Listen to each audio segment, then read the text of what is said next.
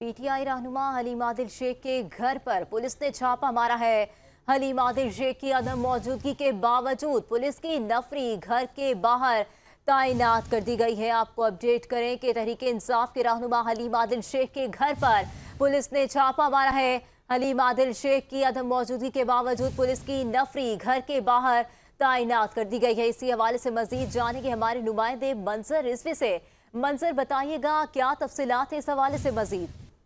जी बिल्कुल, अब से कुछ देर पहले 5 से 6 पुलिस मोबाइलें जो हैं हलीम आदिल शेख के घर के करीब दाखिल हुई और सिविल लिबास में भी पुलिस वाले जो हैं मौजूद थे। हलीम आदिल शेख घर पे मौजूद नहीं थे। आज हलीम आदिल शेख जो है एक एहतिजाजी रैली में उनको शिरकत करनी थी।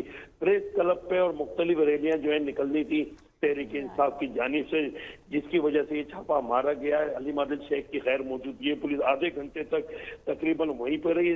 पीटीआई के जो यहाँ पे तर्जुमान है कराची के, उन्होंने शदीद मजम्मत करी है। इस हवाले से उनका कहना था कि आईनी हक है, कोई भी एहतजाज कर सकता है, किसी को रोकने के लिए इस तरह के ओछे हथकंडे जो है वो इस्तेमाल नहीं करने चाहिए।